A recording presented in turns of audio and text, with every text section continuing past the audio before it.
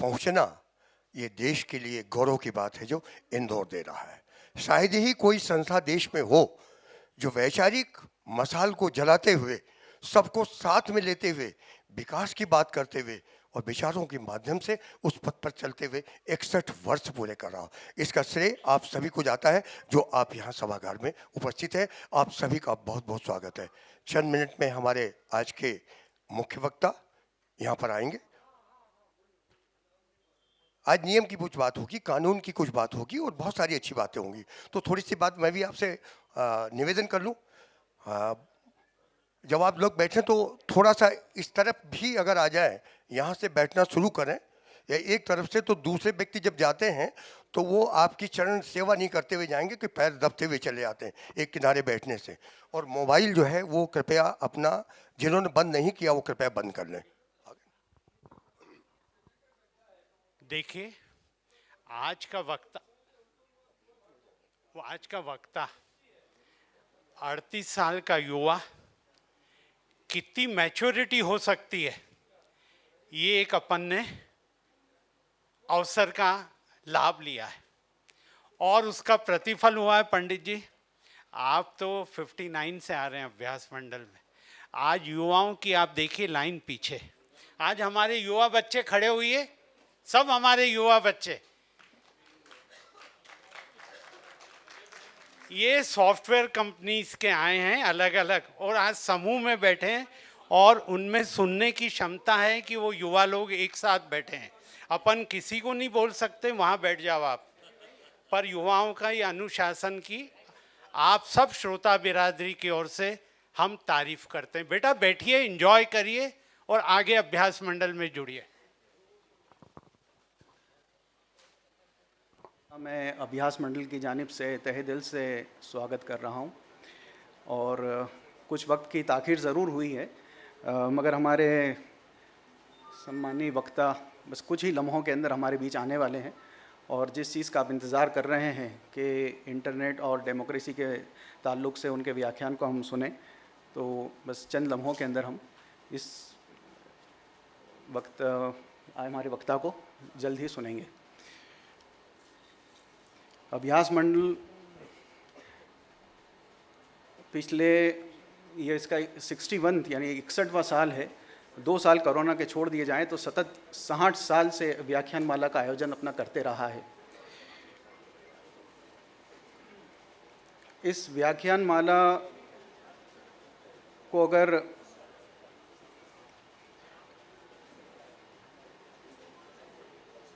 हम इस तरह से समझे कि इस छोटी सी दुनिया में ज्ञान या इल्म, उसका जो विस्फोट है या भंडार है, वो किसी एक व्यक्ति के लिए ज़िंदगी में मुमकिन नहीं कि वो सारा ज्ञान एक वक्त में हासिल कर ले। तो ये व्याख्यान माला इसी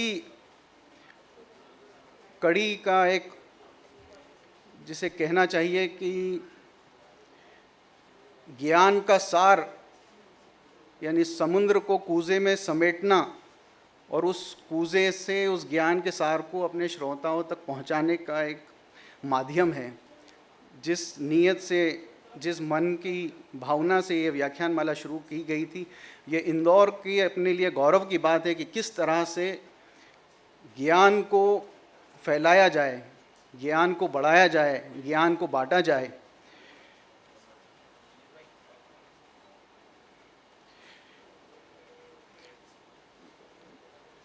आज हमारे बीच में हमारे जो वक्ता हैं वो हमारे बीच आ गए हैं, श्री अपार गुप्ता जी। साथ ही मैं हमारे उपाध्यक्ष अशोक जायसवाल जी से भी गुजारिश करूंगा कि वो मंच पर आएं।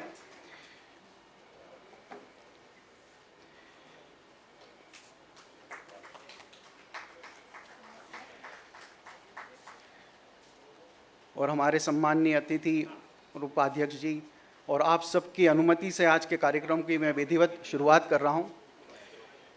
तो जो बात मैं आपसे कह रहा था कि अभ्यास मंडल का कारनामा क्या है या उसका परिचय क्या है, उसको आप चंद लफ्ज़ों में अगर समझ लें तो किसी व्यक्ति के लिए जिस तरह मुमकिन नहीं कि वो एक छोटी सी ज़िंदगी में सारा ज्ञान हासिल कर लें, वो रोज़ नई खोज, नई चीज़ें सामने आती रहती है। एक डॉक्टर अपने विशेषज्ञ बनता है मगर उसको इंजीनियरिंग की फील्ड के बारे में जानकारी नहीं होती, एक इंजीनियर जो है उसको डॉक्टरी फील्ड के बारे में जानकारी नहीं होती। इसी तरह से अभ्यास मंडल ने ये अभियान चलाया कि कम से कम साल में एक बार 7-8 ऐसे अलग अलग विषयों के ऊपर अपने अपने फील्ड के जो विशेषज्ञ है, जो माहिर है, उनको बुलाया जाए और कम से कम उनके उस व्याख्यान के ज़रिए से उस ज्ञान के सार को अपने उन श्रोताओं के बीच में हम प्रस्तुत करें। तो दरअसल ये व्याख्यान माला नहीं बल्कि एक ज्ञान की पाठशाला है जिसके अंदर हम सारे विद्यार्थी इस ज्ञान को हासिल करते हैं।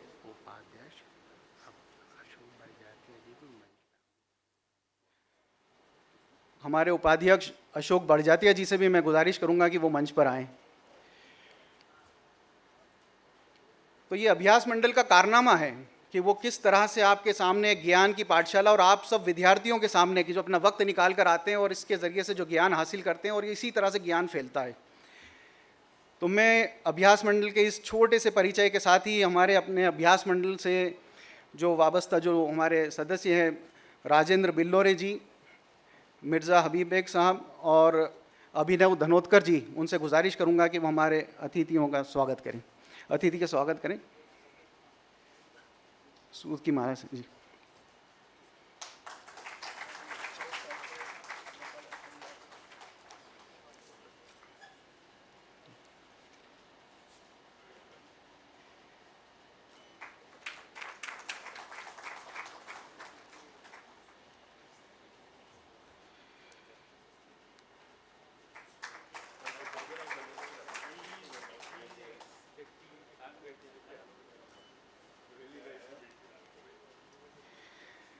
आज के हमारे जो वक्ता हैं उनकी उम्र पे आप मत जाइएगा, ज्ञान की कोई उम्र नहीं होती। अगर इनका संक्षिप्त में परिचय देने की मैं अगर जसारत करूं तो आप एक सुप्रीम कोर्ट के अभिभाषक भी है, एक लेखक भी है और अपने हक की, नागरिकों के स्वतंत्रता की लड़ाई की आवाज़ बुलंद करने वाले एक एक्टिविस्ट भी है।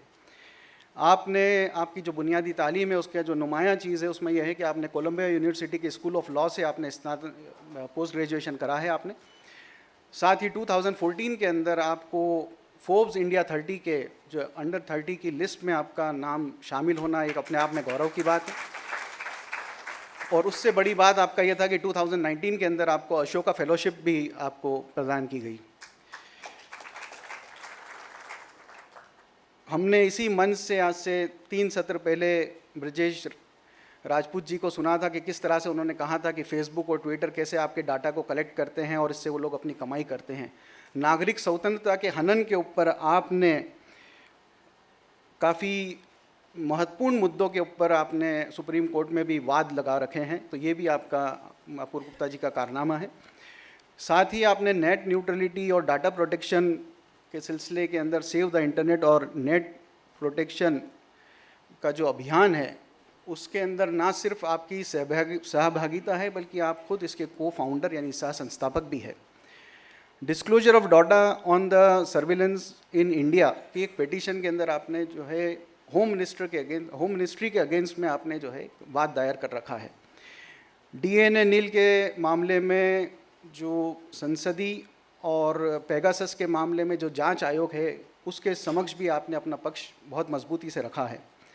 इसके अलावा आप एक लेखक के तौर पर आपकी किताब लेक्सिस और नेक्सिस जो है प्रकाशित हुई है और आपके बहुत अलग अलग जो लेख हैं वो इंस्टीट्यूट ऑफ जर्नल्स जो लॉ के हैं उसमें भी और विभिन्न समाचार पत्रों में आपके प्रकाशित होते रहते हैं।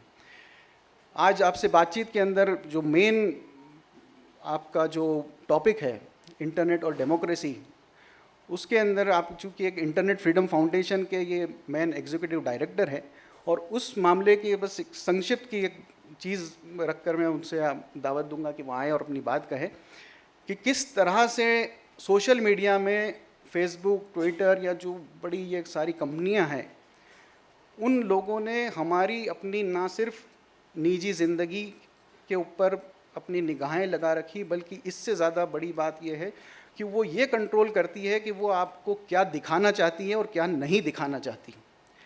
तो ये फ्रीडम ऑफ स्पीच पर जो हमला है, इंसान के अपने स्वतंत्र अभिव्यक्ति जो है उस पर जो हमला है, उसके विरुद्ध में अपार गुप्ता साहब ने एक मोर्चा खोल रखा है। हम उनको इसी बात पर सुनेंगे और मैं उन्हें दावत देता हूं कि वो आए और अपनी बात हमारे बीच में कहे। अपार गुप्ता जी।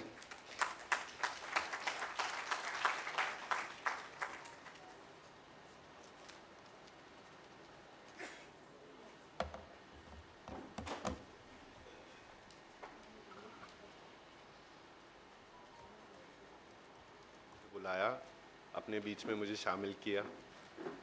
बहुत कम बारी मौके मिलते हैं ऐसे कि मैं बता रहा था दूसरों को भी कि दिल्ली, बेंगलोर, मुंबई के बाहर आने का और लोगों से बात करने का इन विषयों पे, क्योंकि बहुत बारी जब आप सवाल पूछेंगे मुझे खुद सीखने को मिलता है। मैं उस दृष्टि से आया हूँ कि मैं आप सबसे कुछ ना कुछ सीख पाऊँ और मैं आपसे थोड़ा क्षमा भी मांगूंगा कि मैं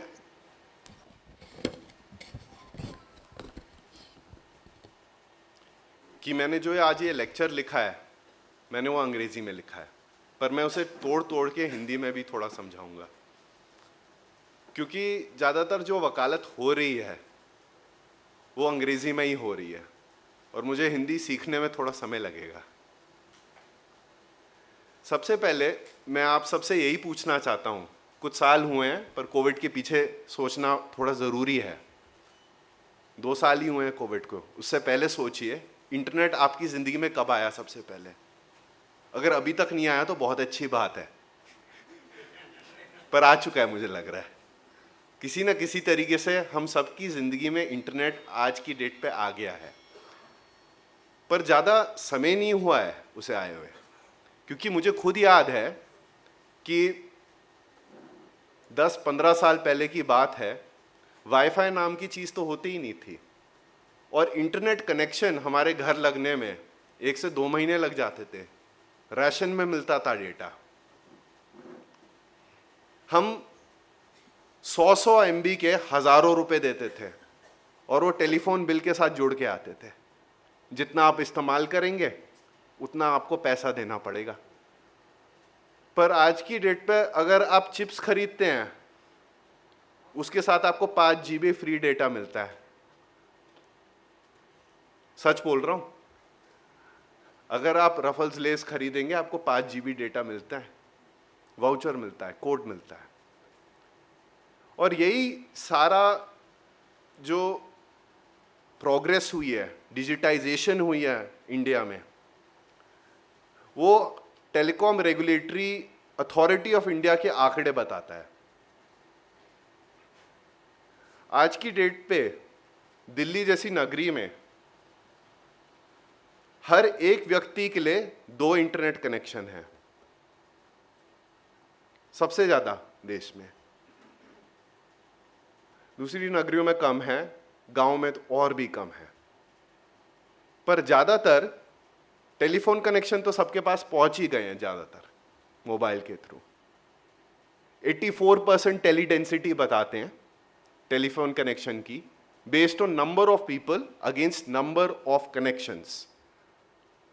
इसका मतलब ये नहीं कि सबके पास एक कनेक्शन होएगा, क्योंकि कुछ लोग जैसे मैं हूं, उनके पास एक व्यक्ति के पास 2 से 3 कनेक्शन भी हो सकते हैं, एक दफ्तर में, एक घर में और एक मोबाइल पे। पर ज़्यादातर हमारी एक अंडरस्टैंडिंग आ गई है कि digitisation and technology is inevitable. आपकी वेबसाइट भी बन गई है और उसमें मैं देखूंगा आधे हुए सालों में और लोग और फंक्शनैलिटी बढ़ती जाएगी। तो हम सब ने मान लिया है कि डिजिटाइजेशन आ गई है हमारी ज़िंदगी में, वो एक हमारी ज़िंदगी का हिस्सा बन गई है। इससे बहुत बड़े संवैधानिक प्रश्न खड़े होते हैं।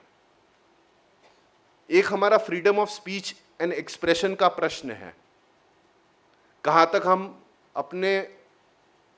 अपना पॉइंट ऑफ व्यू रख सकते हैं सोशल मीडिया पे, कहाँ क्रिमिनल हो जाता है, कहाँ एडवोकेसी हो जाता है, कहाँ वो चर्चा कर सकते हैं। दूसरा प्राइवेसी डेटा सर्विलेंस का हो गया है। पर ये प्रश्न और भी बड़ा है। मैं जब आधार का केस सर्वोच्च न्यायालय में हो रहा था, मैं उसकी भी लीगल टीम से जुड़ा हुआ था और उसमें तो देखिए जिनको राशन मिल रहा है उनका अंगूठा और आंख का स्कैन मशीन मैच करती है, पर जिसे मोतियाबिंद है या कोई अगर खेतीबाड़ी का काम करता है तो उसके अंगूठे और हाथों की लकीरें थोड़ी मिट जाती हैं, उन्हें दिक्कत आती है। और ये मैं नहीं बोल रहा क्योंकि मैं वो केस हार गया, मैं वो केस हारा था भाई साहब, सबके सब मैं वो आधार का केस ज़्यादातर हारा हूँ, पर मैं ही नहीं हारा, मैं तो मानूंगा हम सब हारे हैं। क्योंकि हम जो मांग रहे थे उसके अंदर, हम वो ये कह रहे थे कि टेक्नोलॉजी जब फेल करती है उसका एक ऑल्टरनेटिव होना चाहिए। तो संवैधानिक जोड़ जो टेक्नोलॉजी से है वो freedom of speech and expression भी है, प्राइवेसी भी है, राशन भी है, इक्वालिटी भी है। बहुत सारी चीजों से जैसे टेक्नोलॉजी जुड़ती जाएगी उसका संविधान से जुड़ता जाएगा।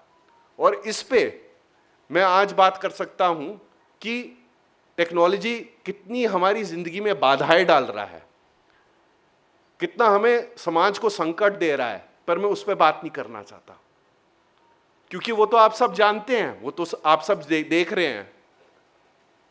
मैं आज वो बात करना चाहता हूं कि टेक्नोलॉजी जब हमारी जिंदगी में बाधाएं डालती है, तो दो ऐसी कहानियां मैं बताना चाहता हूं जो हुई हैं पिछले कुछ सालों में, जिनसे मैं जुड़ा रहा हूं, जिनसे हमें थोड़ी आशा आती है, थोड़ी होप आती है कि संविधान और टेक्नोलॉजी एक साथ चल सकती है, दोस्ती कर सकती है।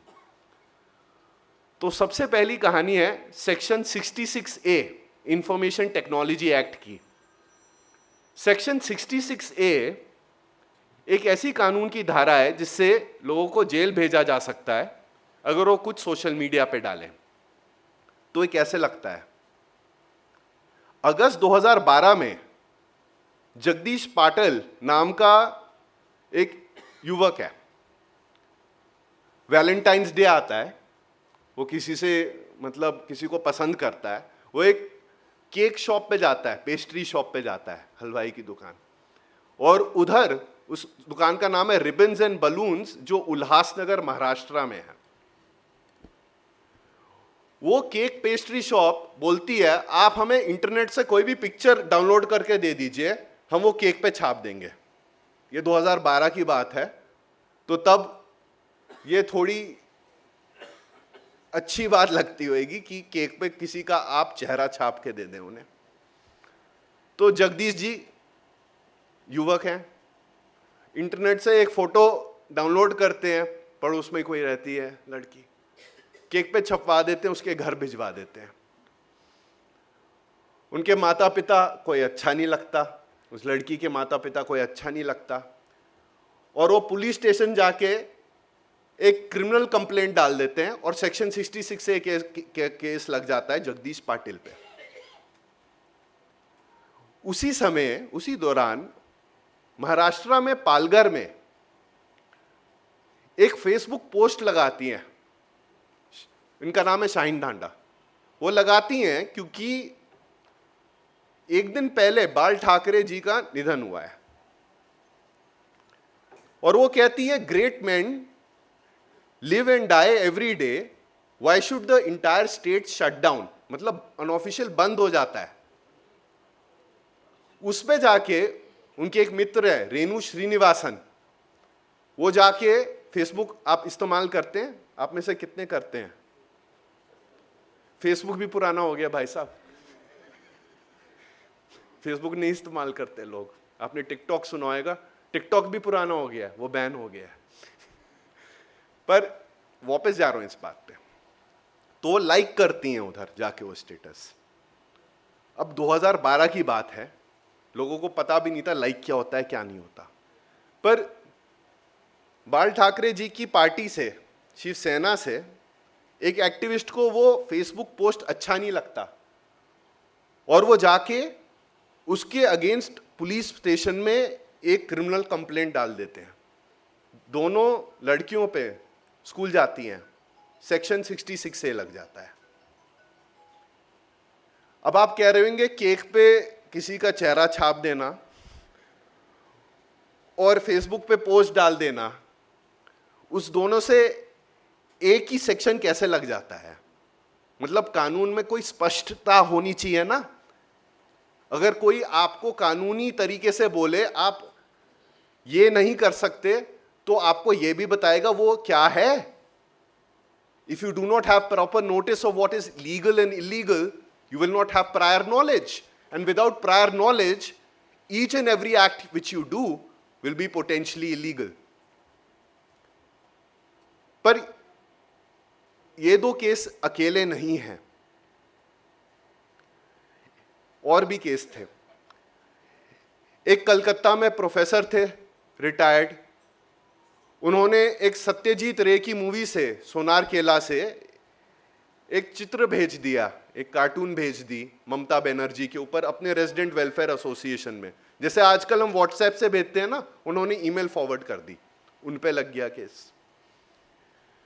एक यंग बिजनेसमैन था, तब यूपीए 2 का टाइम था, अन्ना हजारे मूवमेंट, भूल गए हम सब, मैं तो भूल गया। उसके अंदर एंटी करप्शन की एक मुहिम चली थी, तो उन्होंने बोला ये कैबिनेट मिनिस्टर का बच्चा ये करप्ट है, उस पर सेक्शन 66 ए लग गया। अब ये सब लोग कितने अलग अलग हैं, कितने अलग अलग राजनीतिक विचार रखते हैं, इन पे सब एक सेक्शन लग रहा है, सेक्शन 66 ए। और तभी पुलिस को पसंद था। जिसकी बात पसंद नहीं आए, जिसकी बात थोड़ी अजीब लगे, उस पर सेक्शन 66 ए लगा दो। पर क्या यह संवैधानिक था? और section 66 A was a special law made for the internet।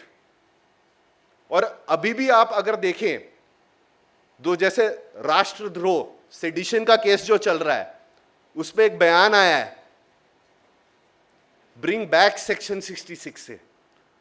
आप कुछ तो लाएंगे ना, क्योंकि इंटरनेट पे तो लोग कुछ भी बोल देते हैं। There needs to be some responsibility. जो बोले वो थोड़ा सोच समझ के लोगों को बोलना चाहिए, नहीं तो उनको जेल में जाना चाहिए। ये लोग बोल रहे हैं। तो अगर आप राष्ट्रद्रोह सेडिशन हटाते हैं, section 124A of the Indian penal code हटाते हैं, तो ब्रिंग बैक सेक्शन 66 से। तो आज मैं इस बताना चाह रहा हूं क्यों हमें सेक्शन 66 से नहीं लाना चाहिए, और क्यों एक केस जो फाइल किया था सर्वोच्च न्यायालय ने, एक लॉ स्टूडेंट ने, श्रेया सिंघल ने, that was one of the finest moments of internet freedom in this country. उसमें कुछ ऐसी लीगल आर्ग्यूमेंटें हैं जो आर्टिकल 19(1)A से जुड़ती है, और आर्टिकल 19(1)A संविधान का हमें देता है fundamental right to freedom of speech and expression. उसको लिमिट करने के लिए कॉन्स्टिट्यूशन में ही आर्टिकल 19(2) बनाया है, क्योंकि आर्टिकल 19(1)A जो freedom of speech and expression है, वो अनलिमिटेड तो हो नहीं सकता, वो अपार तो हो नहीं सकता, उसकी सीमा होनी पड़ेगी। मेरे छोटे भाई का नाम असीम है, और ये सीमा तय की जाएगी संविधान से ही, आर्टिकल 19(2) से। तो आर्टिकल 19(2) के दो विभिन्न हिस्से हैं। सबसे पहले वो सीमा तय करी जाएगी कोई पार्लियामेंट्री इनैक्टमेंट बना के या एग्जीक्यूटिव नोटिफिकेशन से। किसी को दंड दे रहे हो तो आपको कानून बनाना पड़ेगा।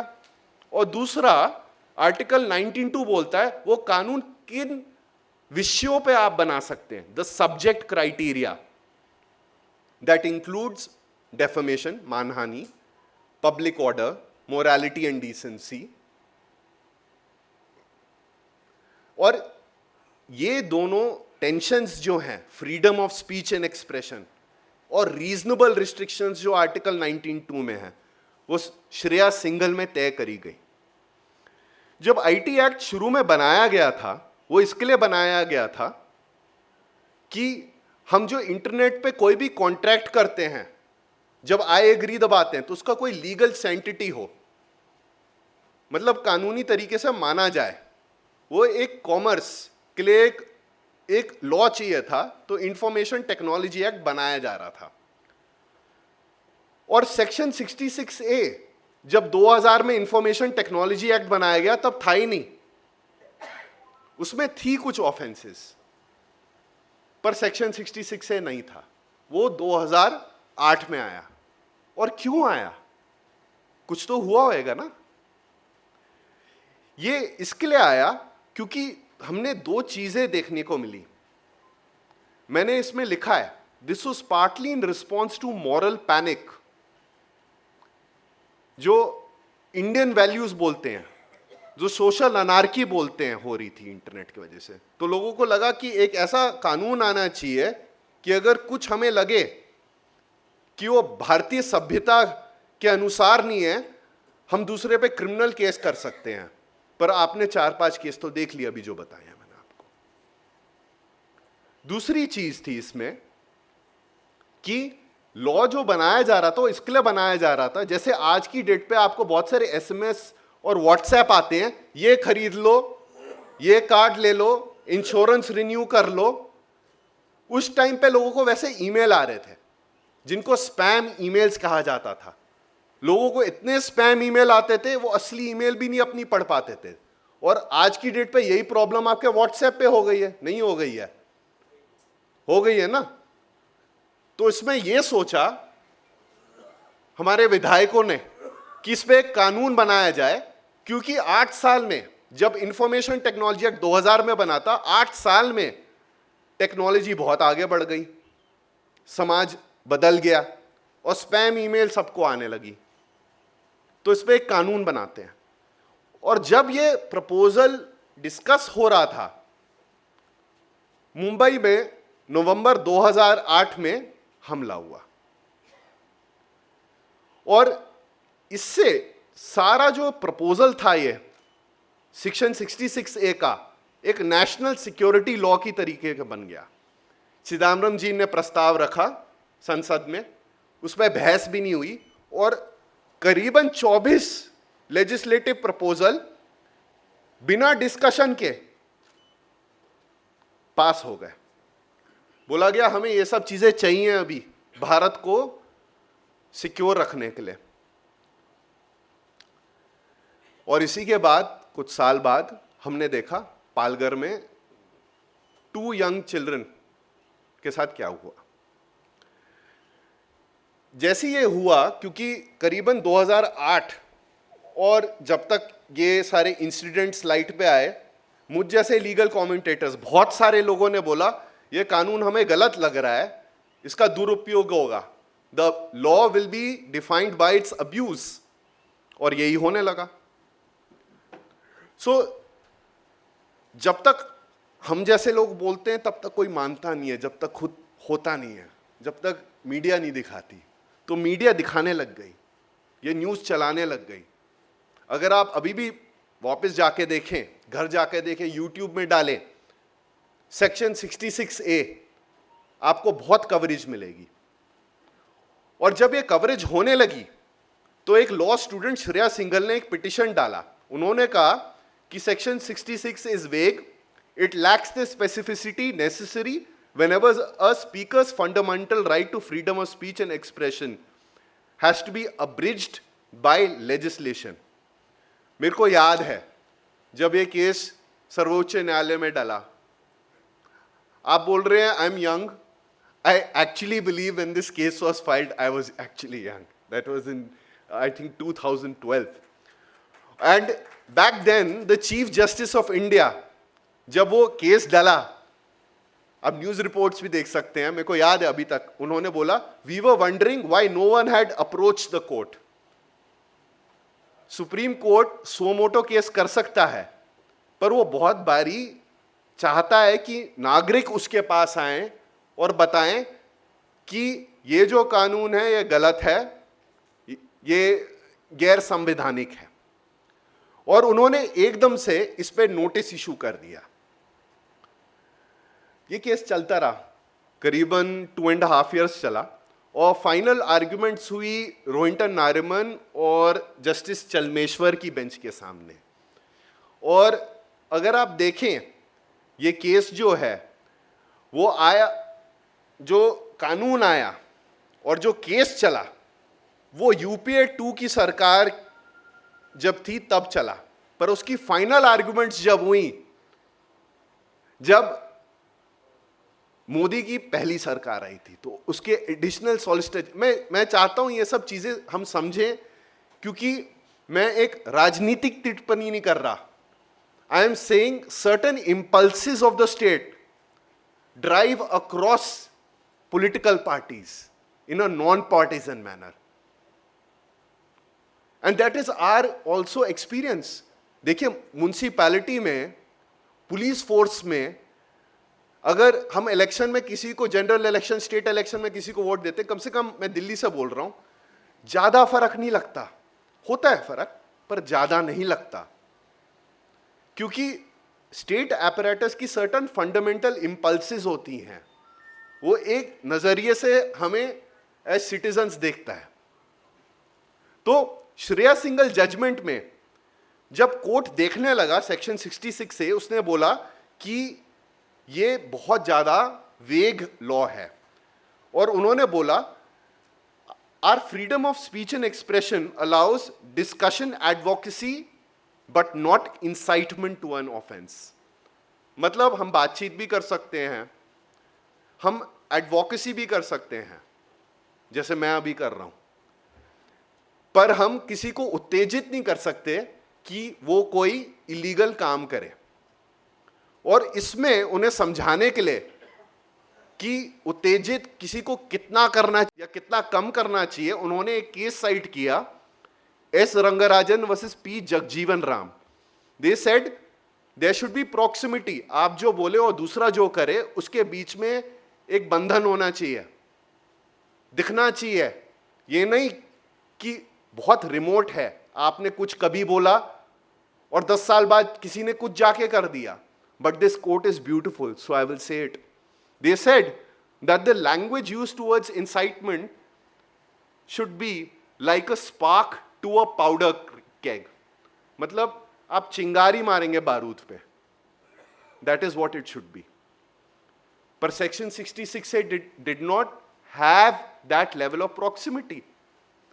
उसमें तो ऐसे शब्द इस्तेमाल थे such as obnoxious, grossly harmful.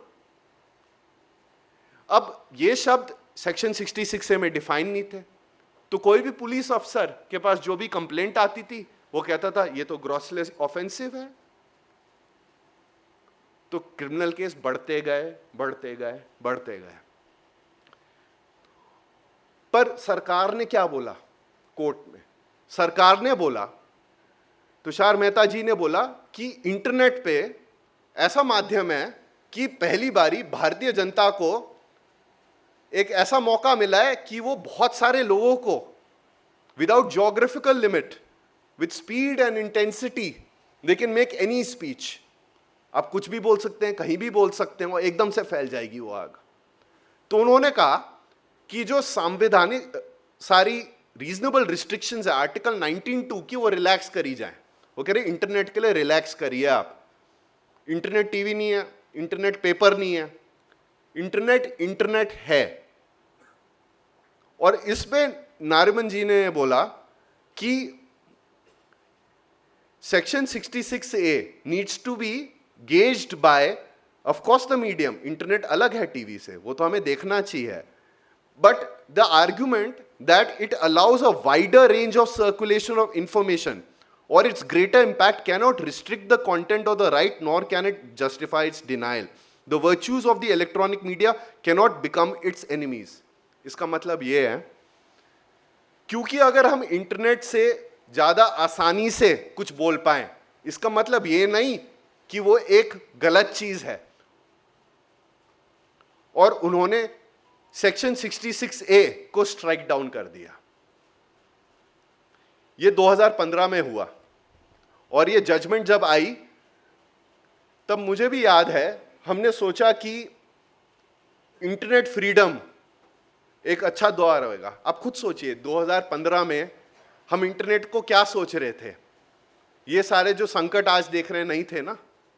Hate speech इतनी नहीं होती थी उधर, नहीं, मिस इन्फॉर्मेशन, डिसइंफॉर्मेशन नहीं होती थी, लोगों ने अजीब अजीब तरीके से लोगों को ठगना नहीं शुरू किया था ऑनलाइन, फिशिंग स्कैम्स इतने नहीं हो रहे थे।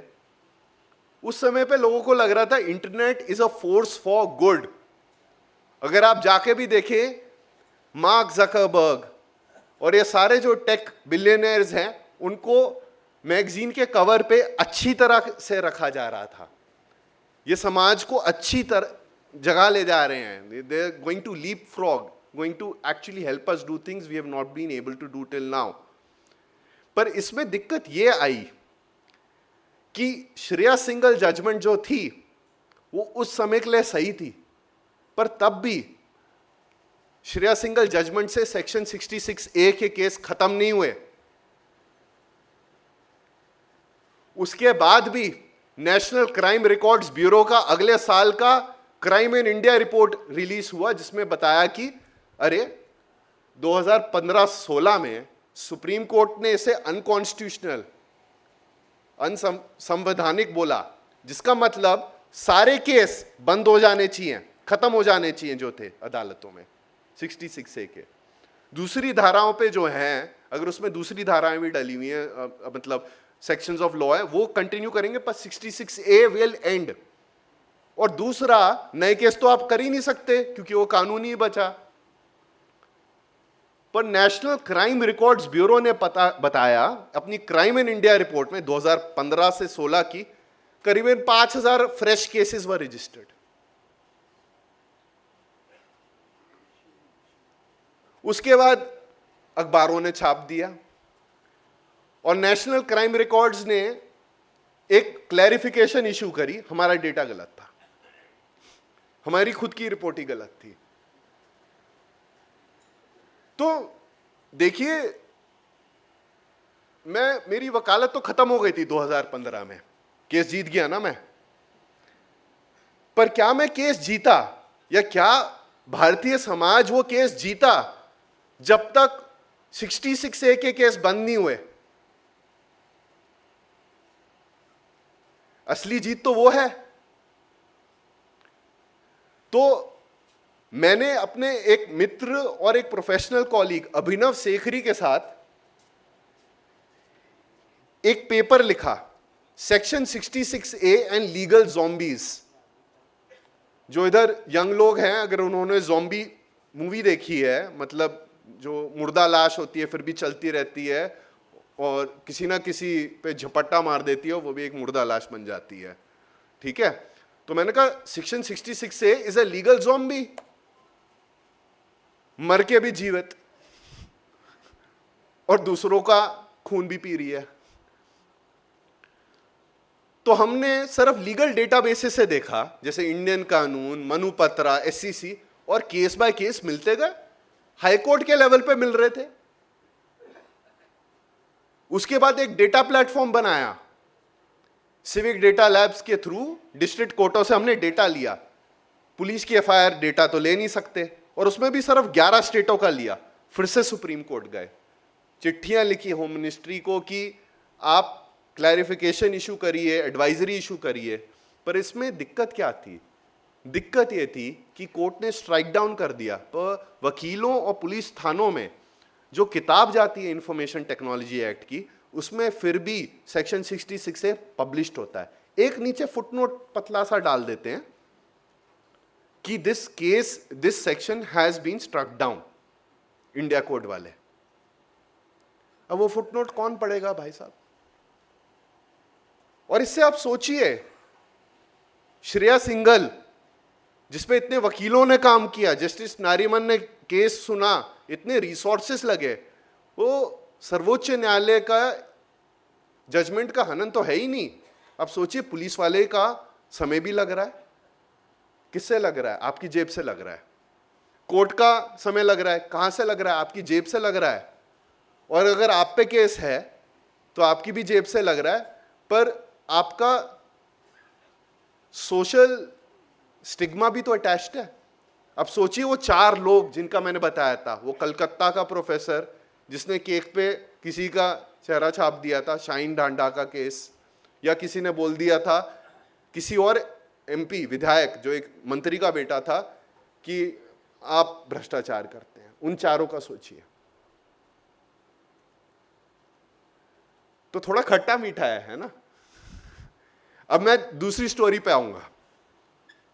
दूसरी स्टोरी है SaveTheInternet.in। आप एक यंग लोगों शायद जानते हो, और मतलब आप एक कॉमेडी ग्रुप जानते हैं, AIB, ऑल इंडिया बकचोद, जानते हैं? उनके साथ एक वीडियो जुड़ा हुआ है जिसका नाम सेव द इंटरनेट है। कुछ हफ्ते ही हुए थे, श्रेया सिंघल जजमेंट आई थी, फिर 27 मार्च 2015 को telecom regulatory authority of India ने एक पेपर रिलीज किया था, consultation on regulatory framework for over the top services, internet services and net neutrality. आपका मन नहीं कर रहा भी सुनने का ये मैंने जो बोला है, क्योंकि मेरा भी मन नहीं कर रहा था पढ़ने का। ऐसी तकनीकी चीजों में छुपी होती हैं वो नीतियां जिनसे हम सबको झंझोड़ा जाता है, पर अगर वो झंझोड़ सकती है तो हमें आजादी भी दे सकती है। तो उसे समझाने के लिए कैसे समझाया जाए लोगों को?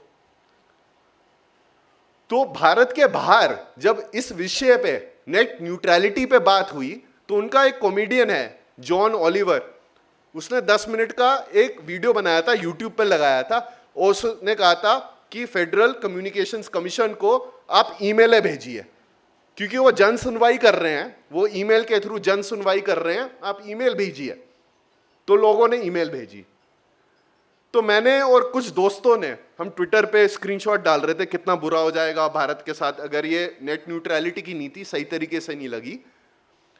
तो हम मिले और हमने कहा एक कॉमेडी वीडियो बनाते हैं, लोग तो कॉमेडी देखते हैं, 2015 की बात है। तो हमने ये बात समझाई लोगों को कि आज की डेट पे जैसे आपको फेसबुक, गूगल इस्तेमाल और कंट्रोल कर रहे हैं, उस समय तो ज्यादातर लोगों को यह डर लग रहा था कि टेलीकॉम कंपनियां, टेल, रिलायंस जियो, वोडाफोन आइडिया, वो आपको कंट्रोल करेंगी। और वो कैसे कंट्रोल करेंगी? उनके मन में जो वेबसाइटें दिखानी होंगी वो दिखाएंगी, क्योंकि आपका प्राइमरी कनेक्शन कहां से है? फोन का, इंटरनेट का, टेलीकॉम कंपनी से है ना। अगर वो वेबसाइट बोले ये चलेगी नहीं या आपको धीरे दिखाएगी, आपका मन नहीं करेगा जाने का। सोचिए अगर आपको कुछ खरीदना है ऑनलाइन, आप फ्लिपकार्ट डालते हो, अमेजॉन डालते हैं, और फ्लिपकार्ट 5 मिनट में लोड होती है और अमेजॉन 5 सेकंड में लोड होती है, आप कहां जाएंगे? और ये है नेट न्यूट्रलिटी। अब आप शायद सुन रहे हो, टेलीकॉम कंपनियों ने यह बोला था अमेजॉन और फ्लिपकार्ट इतना मुनाफा बना रही हैं, डेटा तो हमारा है, हमने टावर लगाई है। और यह बात भूल जाइए कि जो डेटा इस्तेमाल कर रहा है वो हमें महीने का पैसा दे रहा है। आप सब कंपनियों को हमें पैसा देना चाहिए, और जब आप हमें पैसा देंगे तब हम दिखाएंगे आपकी वेबसाइट। तो आप सोचिए, इंटरनेट पे मैं अपनी पर्सनल वेबसाइट के लिए, मतलब बड़ी कंपनियां तो दे देती, पर मैं अपनी वेबसाइट के लिए, मतलब सोचिए मैं मेरा छोटा सा लॉ फर्म है दिल्ली में, मुझे एयरटेल, रिलायंस जियो, इन सबको पैसे देने पड़ते, ये चाहते थे। तो ये विषय थोड़ा गंभीर था, तो समझाने के लिए हमने ऑल इंडिया बकचोद, मैंने और कुछ दोस्तों ने उनसे बात करी, उन्होंने सब समझा दिया लोगों को। अब मैं ये नहीं बोलूंगा क्योंकि उन्होंने ज्यादा अच्छी तरह से समझाया, और उन्होंने 3 वीडियो बनाए हैं, तो आप जाके देखिए उनके वीडियो, मैं वो बातें नहीं दोहराऊंगा। पर लोगों ने वो वीडियो देखने के बाद हमने एक वेबसाइट सेटअप करी, savetheinternet.in। मुझसे दूसरे भी बहुत सारे लोग थे, सारा श्रेय मेरे को नहीं जाता, बहुत कम जाता है। उन्होंने ईमेलें भेजी TRAI को और बोला आप सही नीति बनाइए, और TRAI ने सही नीति बनाई, और उसने उस सही नीति बनाने में संविधान का सहारा लिया। उन्होंने सबसे पहले प्रेस फ्रीडम केसेस जो थे इमरजेंसी के, उनका इस्तेमाल किया। उन्होंने बोला मीडिया क्या है, अगर if does not offer a plural basis of opinion, मतलब अगर आप 5 वेबसाइटों में जाएं, अगर आपका पूरा जीवन फेसबुक पे जाए, तो आप वही देखेंगे जो फेसबुक दिखाएगा। तो इसमें भी थोड़ी जीत आई। और मैं ये 2 कहानियां इसके लिए बताना चाह रहा था आपको, क्योंकि आज के समय पर हम देखें टेक्नोलॉजी, या हम देखें हमारे कॉन्स्टिट्यूशनल कोर्ट्स या रेगुलेटरी एजेंसीज, हमारे खुद दिल में थोड़ा प्रश्न उठता है, क्या वो ये करेंगी वो जनहित में होएगा, या वो करेंगी जो सरकार के हित में होगा, किसी भी सरकार के। तो मैं ये प्रश्न छोड़ना चाहता हूं आप सबके साथ, और जाने से पहले मैं बस यही बोलना चाहूंगा कि सेक्शन 66A की जो लड़ाई है वो चलती जाएगी, जो नेट न्यूट्रलिटी की लड़ाई है वो चलती जाएगी। और तभी मैंने करीबन 4 साल पहले डे टू डे लॉयरिंग से, वकालत से अपनी प्रैक्टिस प्राइवेट क्लाइंट्स की बंद करी और मैंने इंटरनेट फ्रीडम फाउंडेशन में फुल टाइम काम करना शुरू किया।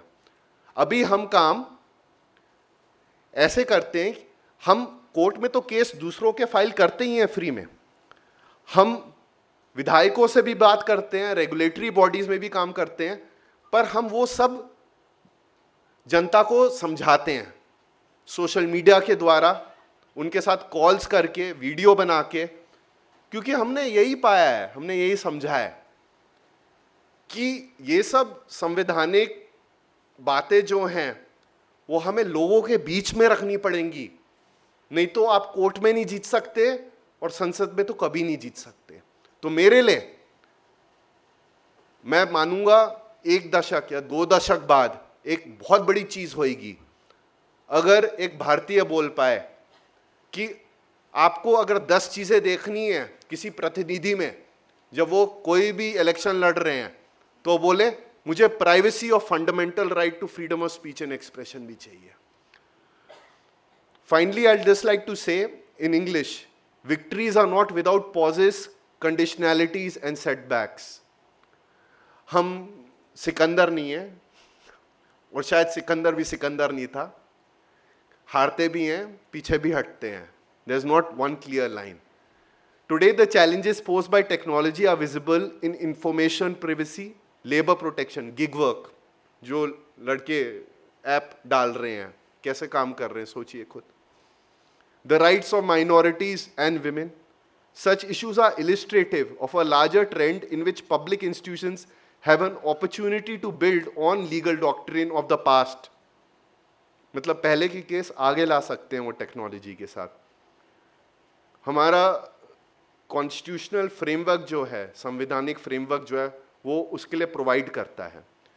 Rapid social changes demand vibrant engagements to fulfill our constitutional promises for liberty, equality, justice for every Indian. Thank you so much.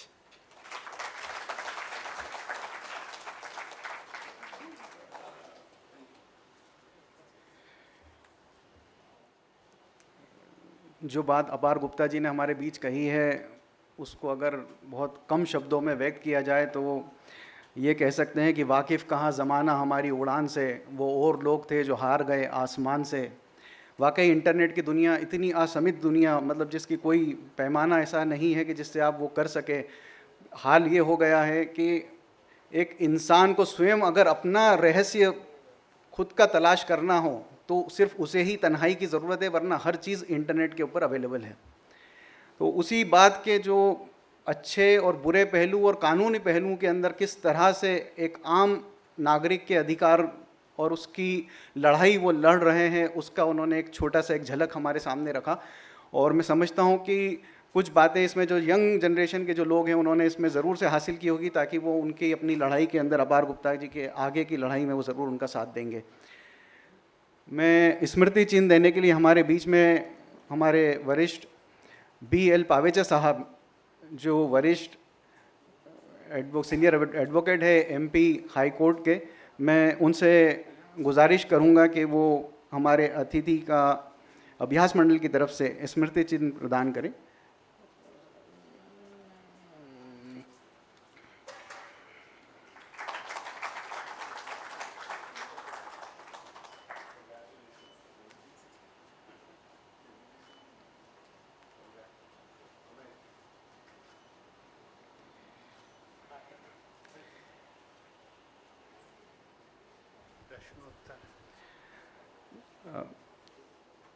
हमारे श्रोताओं से मेरी गुजारिश है कि अगर किसी के जहन में कोई प्रश्न, कोई भी तरह का सवाल हो, कोई प्रश्न हो, तो वो ज़रूर से पूछ सकते हैं। लिख के दे दें हमें, हमारे हरिराम जी वाजपेयी जी वहाँ मौजूद हैं, उनको आप लिख के दे दें तो हम उनसे सीधा यहाँ पे रूबरू सवाल पूछ सकते हैं।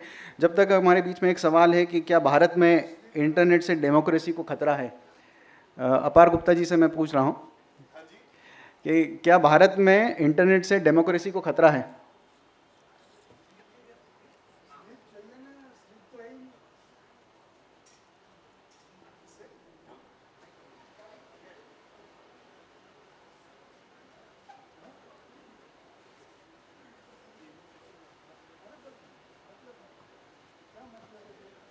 क्या भारत को इंटरनेट से मतलब भारत की डेमोक्रेसी को क्या इंटरनेट से खतरा है?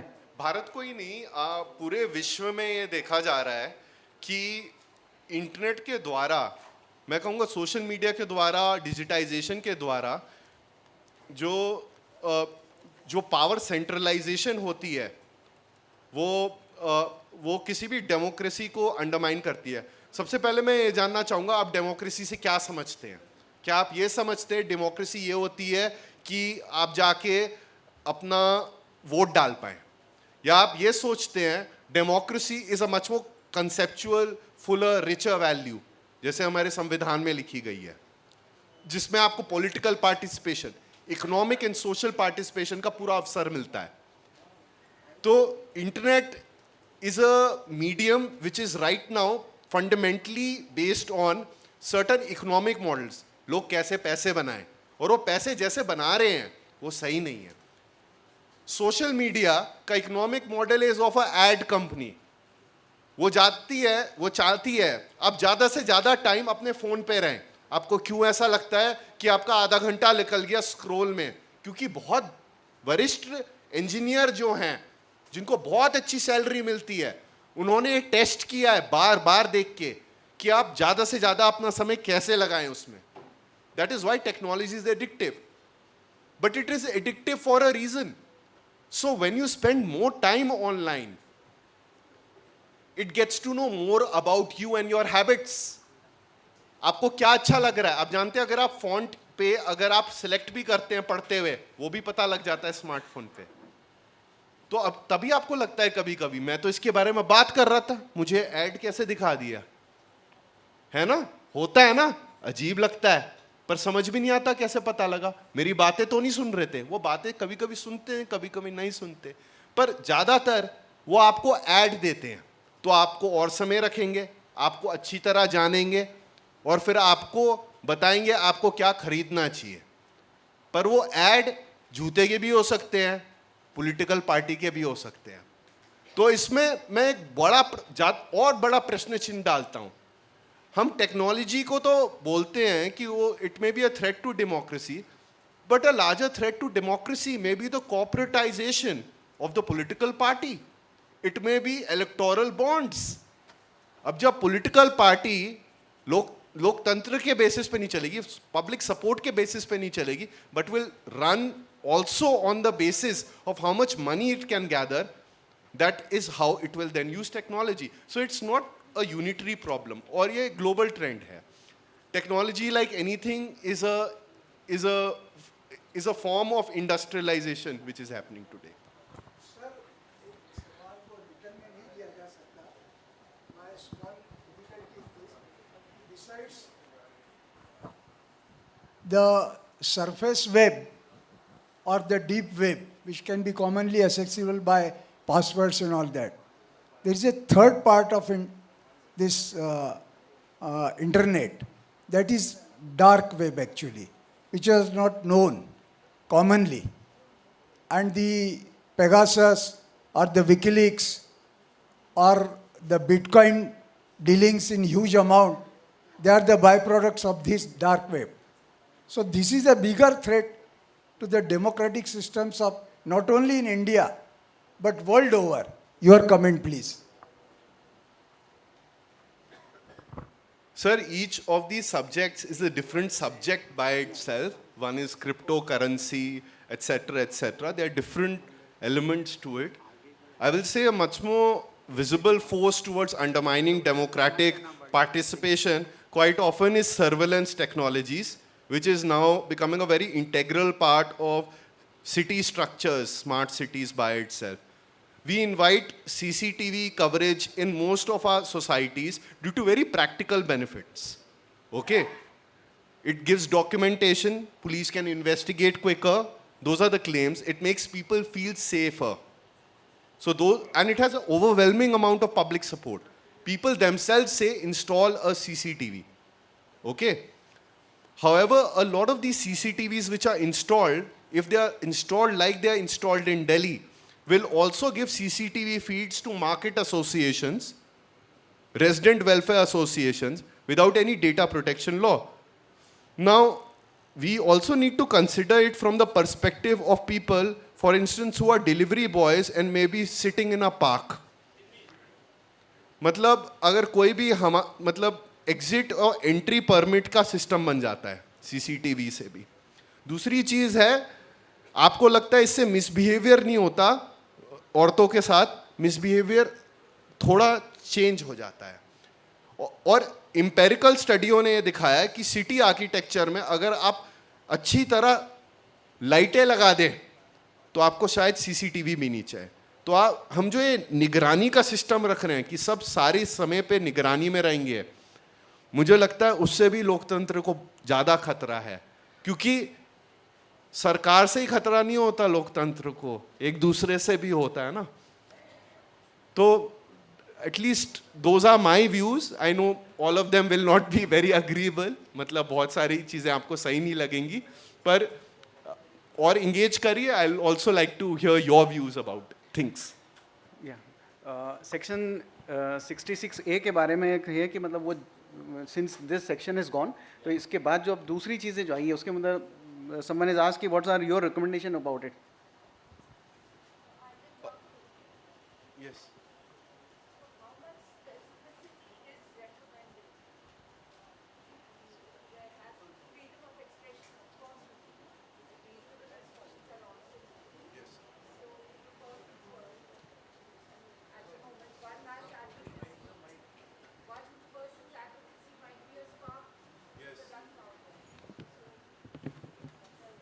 So when we worked on decriminalization of defamation, मानहानि का जो ऑफेंस है उस पर काम किया था, तो एक मेंबर ऑफ पार्लियामेंट हैं तथागत सतपथी जो बिजू जनता दल से थे, उन्होंने एक प्रस्ताव रखा था प्राइवेट मेंबर्स बिल. हमने यही नहीं बोला था कि आप मानहानि को डीक्रिमिनलाइज करिए, वो आप इंडियन पीनल कोड से हटाइए. हम कह रहे थे जो सिविल लॉ ऑफ डेफमेशन है उसके लिए भी एक लॉ लाइए, और फ्रीडम ऑफ स्पीच और एक्सप्रेशन और का लिमिट जो है वो हमें एक लीगल एलिमेंट से ही नहीं देखना है, हमें एक सिविक लिटरेसी एलिमेंट से भी देखना है. अगर लोगों को पता हो क्या सही है क्या नहीं है, critical way of thinking, scientific temper, मतलब मेरे को लगता है इसमें हमारे यूनिवर्सिटी और विद्यालयों में ज़्यादा स्कोप है मतलब सुधार का, और इस civics lessons, continuing civic lessons का ज़्यादा स्कोप है. क्योंकि अगर हम सब ये एक पर्सपेक्टिव से देखने लगें कि ये लीगल प्रॉब्लम है और सिर्फ लीगल प्रॉब्लम है, हम समाज को नहीं बदल पाएंगे अच्छे के लिए. इसमें मैं यही बोलूँगा कि बहुत सारी रिकमेंडेशंस और रिव्यू कमेटी रिपोर्ट्स भी हैं लॉ कमीशन की, कम से कम भारत सरकार उस पे थोड़ा विचार करना शुरू कर सकती है. नेट न्यूट्रलिटी तो है, लेकिन गुपचुप तरीके से कहीं टेलीकॉम कंपनीज या जो कॉरपोरेट जगत है वो इसका उल्लंघन तो नहीं कर रहे हैं. देखिए, नेट न्यूट्रलिटी की जब नेट न्यूट्रलिटी का अंत में ये हुआ कि टेलीकॉम रेगुलेटरी अथॉरिटी कुछ रूल बना सकती है, कुछ रिकमेंडेशन दे सकती है डिपार्टमेंट ऑफ टेलीकॉम को. उसने सही रिकमेंडेशन दी.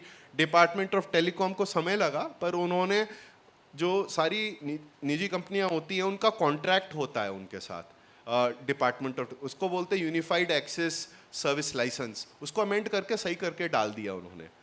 पर उन्होंने TRAI की एक रिकमेंडेशन पे अभी तक कुछ काम नहीं किया है, और ये थोड़ा प्रेस में कवर में भी आ रहा है कि जो इन्फोर्समेंट बॉडी है जिसको मॉनिटर करना है कि नेट न्यूट्रलिटी की वायलेशन नहीं हो रही, नेट न्यूट्रलिटी का उल्लंघन नहीं हो रहा, और फिर पेनल्टी लगाए, वो अभी तक नहीं बनाई. तो इसमें समय लगता है. भारत में हम नियम बना देते हैं, कानून बना देते हैं, उनकी इन्फोर्समेंट में समय लगता है. तो focus on the enforcement also. Section 66A में भी मैंने जैसे बता रहा था वही चैलेंज आया था. किसी ने ये भी सवाल कहा है कि राष्ट्र की सुरक्षा के लिए कोई तो नियम होना चाहिए. हाँ, बिल्कुल. राष्ट्र की सुरक्षा के लिए स्पष्ट नियम होने चाहिए, पर नियम बनने चाहिए. जैसे राष्ट्र सुरक्षा है वो राष्ट्र सुरक्षा के लिए होनी चाहिए, वो किसी पॉलिटिकल इंटरेस्ट की सुरक्षा के लिए नहीं होनी चाहिए, किसी की चीज़ के लिए नहीं होनी चाहिए। और देखिए इस पे अगर आप देखें, हमारी राष्ट्रीय सुरक्षा का कोई भी कानून है वो है ही नहीं। जो हमारी इंटेलिजेंस एजेंसियां हैं वो कानूनी स्थापित एजेंसियां नहीं हैं, उन पे लीगल लिमिट्स और ऑथराइजेशंस नहीं है, पार्लियामेंट्री ओवरसाइट नहीं है। जो वारंट इशू किए जाते हैं फ़ोन टैपिंग के, अब्यूज़ होते हैं, पॉलिटिकल अब्यूज़ होते हैं, एक सरकार दूसरी सरकार को बोलती है, दूसरी सरकार तीसरी सरकार को बोलती है। उस पे जजों से भी जो एक्स पार्टी हियरिंग होके वारंट लिए जाते हैं, अब्रॉड का सिस्टम है वो भी नहीं है।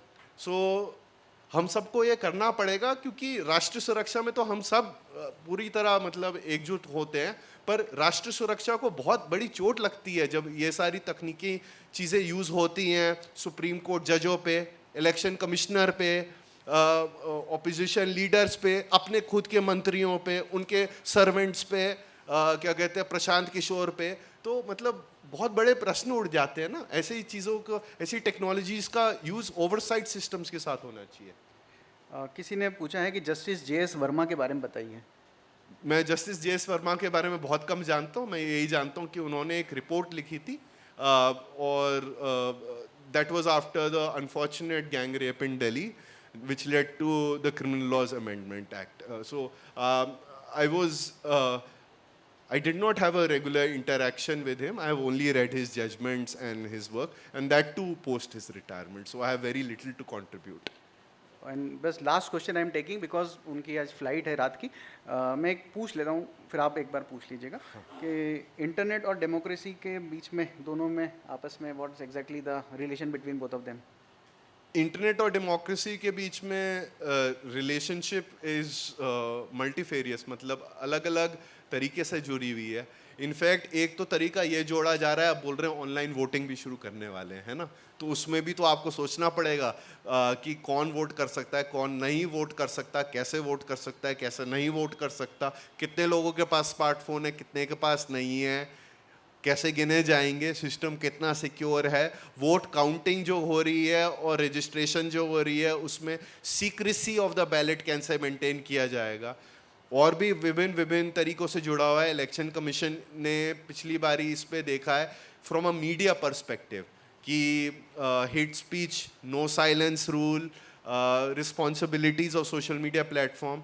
हमने इंटरनेट फ्रीडम फाउंडेशन में 5 ऑर्गेनाइजेशंस के साथ, 2 फॉर्मर चीफ इलेक्शन कमिश्नर्स के साथ और विभिन्न senior bureaucrats, most of them retired from the constitutional conduct group, 2019 election से पहले एक जॉइंट स्टेटमेंट भी निकाली थी कि what is the impact of digital platforms on elections. तो आप वो देख सकते हो, हमारी वेबसाइट पे है।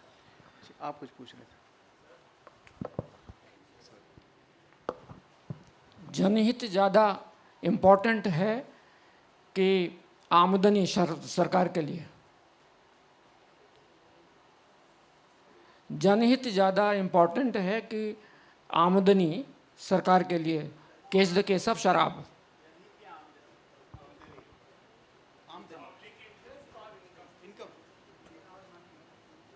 देखिए, संवैधानिक सोच जो है वो ये कहती है कि हमारे जो हित हैं वो एक दूसरे से लड़ नहीं रहे, वो एक दूसरे के साथ में चलने चाहिए। तो अंग्रेजी में बोलूँगा, there needs to be a complementarity of rights. हम एक देश की तरह या किसी इंडिविजुअल की तरह आगे नहीं बढ़ पाते अगर हम आर्थिक तरीके से ही आमदनियों पर हम मेंटली नहीं, इंटेलेक्चुअली नहीं बढ़ पाए। A good example is a lottery winner who loses all their winnings.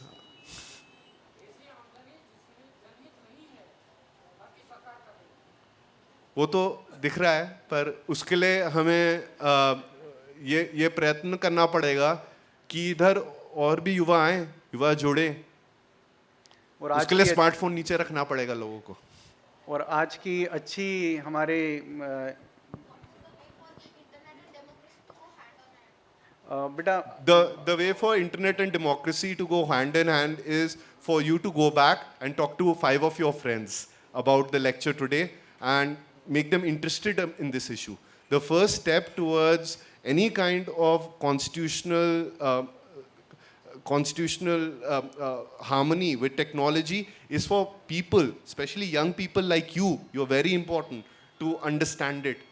So be interested in both, keep engaging with both, and things will happen very slowly, but they will happen in time. That is not in this ambit of this lecture, but you can guess what will be my views. चलिए इसी बात से आज के हमारे व्याख्यान का हम One thing before we end, I would like to thank this forum, all the organizers for being wonderfully kind, making this trip really easy and pleasant, and also permitting such a young person like me who doesn't know enough. मेरी आयु बहुत कम है, मेरा अनुभव बहुत कम है. मैंने आपको I haven't given you a lot of answers. मेरी ये होप है, मैं genuinely ये होप है कि मैंने कुछ चीज़ें ऐसी बोली हैं जिससे आपको थोड़े प्रश्न उठे हैं. आप जाके कुछ पढ़ेंगे, कुछ देखेंगे, कुछ सोचेंगे. Thank you so much. Thank you Kothari ji. Thank you everyone here. हमने आज हमारी व्याख्यानमाला की इसी बात से शुरुआत करी थी कि ज़िंदगी अपने आप में एक पाठशाला है. तो life itself is a learning lesson और हम रोज़ इसमें कुछ ना कुछ सबक सीखते हैं. हमारे बीच में सीनियर एडवोकेट BL पावेचा साहब हैं. हम उनसे गुजारिश करेंगे वो कुछ 2 शब्द कहें. ये हमारे सबके लिए गौरव की बात रहेगी.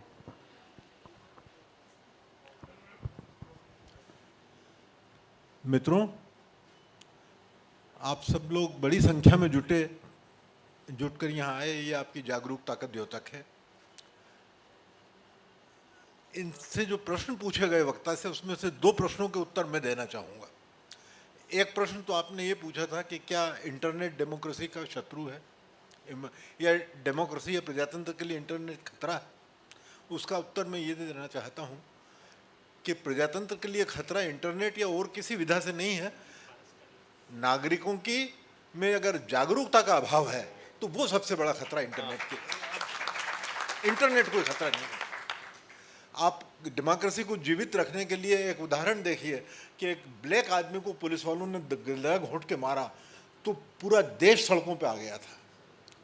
और भारत की सबसे बड़ी डेमोक्रेसी में, जो विश्व की सबसे बड़ी डेमोक्रेसी है, हमारा नंबर कस्टोडियल डेथ्स में, जिस पुलिस कस्टडी में लोग मारे गए हैं, वो संख्या भी सबसे अधिक है. पर उस विधा को, उस बात को लेकर के कभी किसी सड़क पे आंदोलन हुआ हो, ये मैंने नहीं सुना. तो नागरिकों की जागरूकता का अभाव वो डेमोक्रेसी का सबसे बड़ा शत्रु है. दूसरा प्रश्न मुझसे पूछा गया था आपसे JS वर्मा साहब के संबंध में, और आपने उनके बारे में उत्तर नहीं दे सके क्योंकि वो यंग थे. मैंने 1973 से 1977 तक, जब JS वर्मा साहब इंदौर में यहाँ पोस्टेड थे, लगभग प्रतिदिन वकालत की है. और मैं उन्हें एक महान चीफ जस्टिस के रूप में मानता हूँ. वो उन चीफ जस्टिसेज में से हैं जिन पे मध्य प्रदेश गर्व कर सकता है, और मध्य प्रदेश को हमेशा नाज होना चाहिए. इस प्रकार की जिसमें विद्वत्ता और इंटीग्रिटी, ईमानदारी दोनों का सम्मिश्रण हो, ऐसे लोग बहुत कम होते जा रहे हैं. ऐसे लोगों की संख्या गिरती जा रही है. JS वर्मा साहब उसके एक आदर्श उदाहरण थे, अनुकरणीय उदाहरण थे. Thank you. माफ़ करिएगा, जो प्रश्न पूछा, आप अमेरिका से पधारी हैं और भोपाल में जब सुना कि ऐसी विचारों का प्रवाह की व्याख्यानमाला इंदौर में होती है, तो आप अमेरिका से भोपाल और भोपाल से इंदौर चलकर आइए. हम इंदौर शहर की ओर से आपका अभिनंदन करते हैं.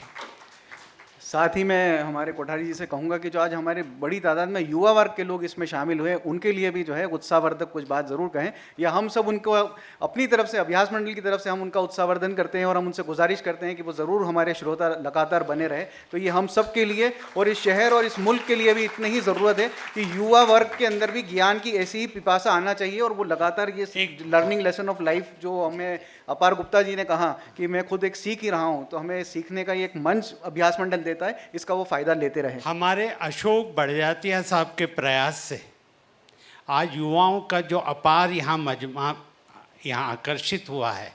निवेदन है जितने भी 40 साल से युवा हैं खड़े हो जाएं।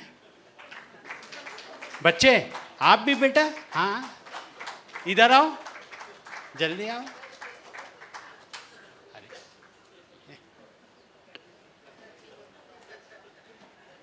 आप देखिए यंग बच्चा, इसने प्रश्न पूछा। मैं श्रोता बिरादरी से बोलता हूँ, हमारे युवाओं को प्रोत्साहन दीजिए, ताली बजा के इनका अभिवादन कीजिए।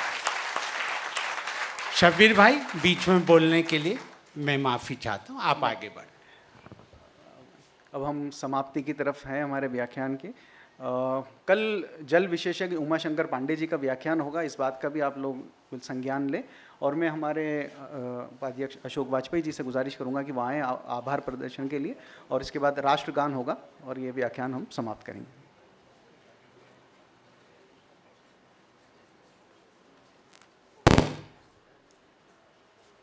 आज की ज़िंदगी चलाने के लिए दो चीज़ चाहिए। आज जीवन आदमी को जीते रहने के लिए दो चीज़ चाहिए। एक तो है आटा, आटा खाने के लिए चाहिए, और दूसरा है डाटा। बगैर डाटा के ये पीढ़ी, कोई भी पीढ़ी जिंदा नहीं रह सकती। साथियों, हमारी सोसाइटी दो प्रमुख मुद्दों से गुजर रही है। एक है जेंडर न्यूट्रलिटी और दूसरी है नेट न्यूट्रलिटी, जो बात आपने आज अपार जी ने हमारे साथ की। दोनों ही भारत के प्रमुख मुद्दे हैं। हमारे वर्तमान एवं भविष्य के जीवन के निर्धारण करने वाले हैं ये मुद्दे।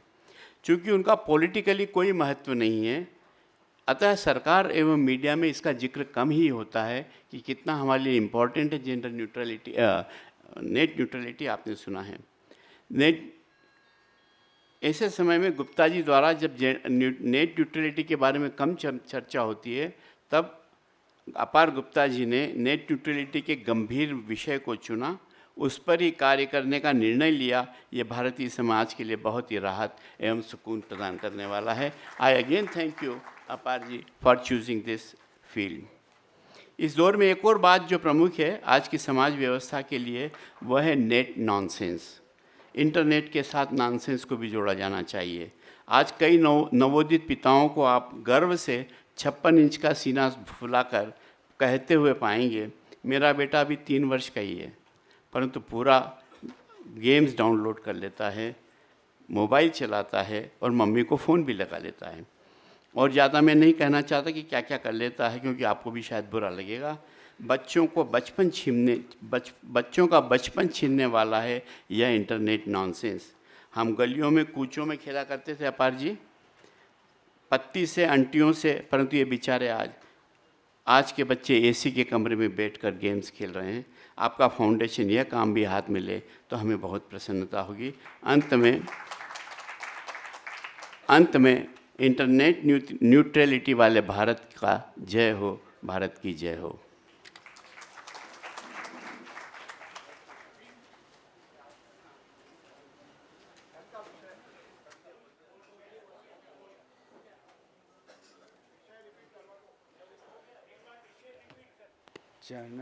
जनगण मन अधिनायक जय हे भारत भाग्य विधाता। पंजाब सिंध गुजरात मराठा द्राविड़ उत्कल बंगा। विंध्य हिमाचल यमुना गंगा उच्चल जलधि तरंगा। तव शुभ नामे जागे तव शुभ आशीष मांगे। गाहे तव जय गाथा जन गण मंगलदायक जय हे भारत भाग्य विधाता। जय हे जय हे जय हे जय जय जय जय हे।